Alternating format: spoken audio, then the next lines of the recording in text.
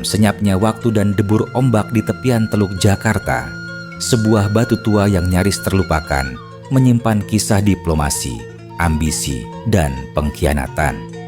Batu itu dikenal sebagai Padraung, sebuah prasasti peninggalan bangsa Portugis, saksi bisu perjanjian antara dua dunia, kerajaan Sunda di tanah Jawa dan kekuatan kolonial yang datang dari seberang lautan Portugis.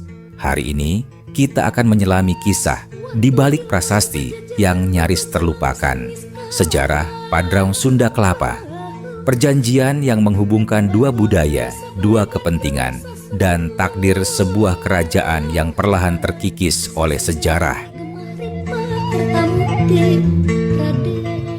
Pada abad ke-16, dunia tengah berubah cepat. Bangsa-bangsa Eropa mulai menjelajah lautan, berburu rempah, emas, dan kejayaan. Portugis adalah salah satu pelopor penjelajahan ini, dan sejak kedatangan Vasco da Gama di India, mereka terus meluaskan pengaruhnya ke timur. Sementara itu, di Nusantara berdiri sebuah kerajaan yang makmur, Kerajaan Sunda. Berpusat di Pakuan Pajajaran, kerajaan ini dikenal sebagai penghasil lada, komoditas yang sangat berharga pada masa itu. Namun, keberadaan Sunda terancam oleh ekspansi Kesultanan Demak dari timur dan Kesultanan Banten dari barat. Dalam situasi genting ini, kerajaan Sunda memilih langkah berani menjalin aliansi dengan Portugis.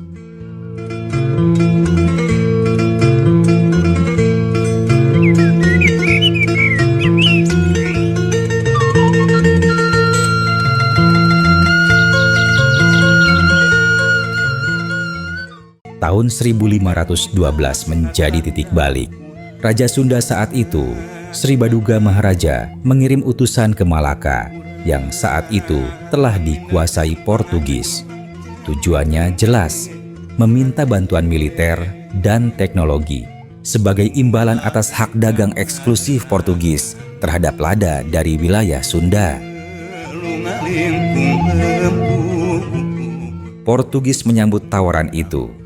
Pada tahun 1513, mereka mengirim sebuah ekspedisi ke Sunda Kalapa, pelabuhan utama kerajaan Sunda. Ekspedisi pimpinan Tome Pires berlanjut hingga ke tanah Pakuan yang mereka sebut sebagai Dayo. Catatan perjalanan Tome Pires itu dilaporkan dalam Summa Oriental Ketrata Dumar Roxo Ate Aus Chins. Pada tahun 1521, utusan kerajaan Sunda kembali datang ke Malaka untuk membicarakan kerjasama perdagangan dan koalisi kerajaan Sunda Portugis. Dalam buku Melacak Sejarah Pakuan Pajajaran dan Prabu Siliwangi yang ditulis oleh Saleh Dana Sasmita, menyebutkan bahwa utusan Sunda yang datang ke Malaka adalah Raja Sunda. Dengan memperhatikan tahun sejarah, Prabu Surawisesa pada tahun 1512 masih seorang putra mahkota dari kerajaan Sunda. Catatan Portugis menyebutnya sebagai Ratu Samiam atau dalam bahasa Sunda, Sanghyang. Dalam kunjungannya ke Malaka, Surawisesa belum berkedudukan sebagai Raja Sunda. Catatan Portugis yang menyebut kunjungan Raja Sunda ke Malaka tahun 1521 kemungkinan besar dilakukan oleh Sri Baduga Maharaja itu sendiri. Kunjungan kali kedua, Raja Sunda ke Malaka mendapat tanggapan serius dari pihak Portugis yang langsung mengirim perwakilannya 1 tahun kemudian. Seperti diketahui, Sri Baduga Maharaja wafat pada Desember 1521 Masehi dan tahta kerajaan dilanjutkan oleh Surawisesa sebagai satu-satunya putra mahkota yang ada di kerajaan Sunda. Adapun saudara lain ibunya, Walang Sungsang, lebih memilih untuk memerintah di Nagari Cirebon.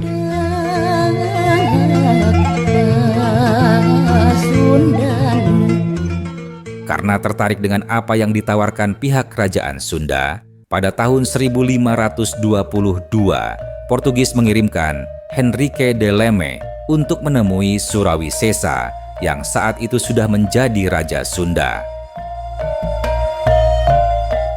Kapal São Sebastião milik Portugis bersandar di pelabuhan Sunda Kalapa pada Agustus tahun 1522. Kapal itu membawa barang-barang berharga untuk dipersembahkan sebagai hadiah kepada Sang Raja Sunda. Dalam kunjungannya ke ibu kota kerajaan Sunda di Pakuan, pihak Portugis mendatangkan Kapten Henrique de Leme dan Jorge de Albuquerque, serta beberapa orang pembantunya. Perundingan itu menghasilkan perjanjian kerjasama yang diabadikan dalam Tugu Prasasti Padrao. Isi perjanjian bersifat internasional dengan naskah yang dibuat 2 rangkap. Masing-masing rangkap dipegang oleh kerajaan Sunda dan Portugis. Portugis kemudian memancangkan Prasasti Padrao di dekat pelabuhan Sunda Kalapa sebagai penanda batas bahwa di daerah itu akan segera didirikan benteng. Namun bagi kerajaan Sunda dan Portugis, Padrao bukan hanya penanda lokasi. Ia adalah simbol persahabatan, perjanjian strategis, dan upaya 2 kekuatan dari dunia yang berbeda untuk bekerja sama menghadapi ancaman bersama. Secara garis besar, isi perjanjian tersebut menjelaskan bahwa pihak Sunda setiap tahunnya akan memberikan 1000 karung lada kepada Portugis untuk ditukarkan dengan barang kebutuhan maupun senjata. Portugis mendapatkan izin untuk membangun benteng di Sunda Kalapa. Portugis dan Sunda harus bekerja sama jika sewaktu-waktu mendapat serangan dari Demak. Perjanjian koalisi kerajaan Sunda dan Portugis itu ditandatangani oleh pihak Sunda yang diwakili oleh Raja Surawisesa dan 3 pembantu utamanya, yaitu Mantri Dalem, Tumenggung Adipati, dan Syah Bandar. Sedangkan dari pihak Portugis diwakili oleh 8 orang, yang salah satunya adalah Fernando de Almeida. Namun sejarah tak berjalan mulus.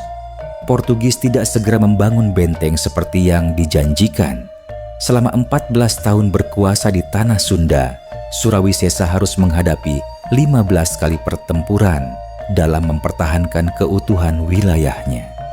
Puncaknya terjadi pada tahun 1526. Sunda Kelapa berhasil dikuasai pasukan gabungan Demak dan Cirebon. Ketika Portugis kembali beberapa tahun kemudian, situasi telah berubah drastis.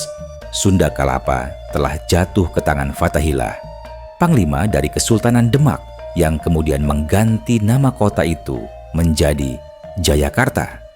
Portugis terlambat.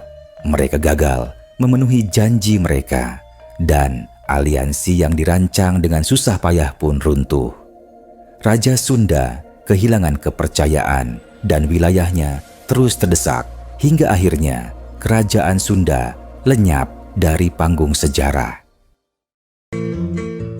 Padrao, prasasti batu yang dahulu dibangun dengan harapan besar, terkubur dalam tanah dan dilupakan selama ratusan tahun.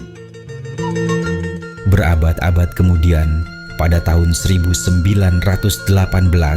Padrao ditemukan kembali secara tidak sengaja oleh pekerja di Batavia saat pembangunan sebuah gudang di sebelah timur Muara Ciliwung. Batu itu rusak sebagian, namun tulisan dan lambang Portugis masih bisa dikenali. Kini, Padrao disimpan di Museum Nasional Indonesia sebagai salah satu artefak terpenting yang merekam interaksi awal antara bangsa Nusantara dan Eropa. Ia menjadi pengingat akan perjanjian yang gagal dan juga simbol dari sebuah babak sejarah yang hampir terhapus. Padrao adalah potongan kecil dari puzzle besar sejarah Indonesia tentang perdagangan, politik, kekuasaan, dan keruntuhan. Sejarah tidak selalu ditulis oleh para pemenang. Kadang, ia terpahat diam dalam batu, menunggu untuk ditemukan kembali dan diceritakan ulang.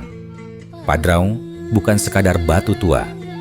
Ia adalah saksi dari harapan yang kandas, dari diplomasi antar kerajaan, dan dari dunia yang sedang berubah oleh gelombang kolonialisme.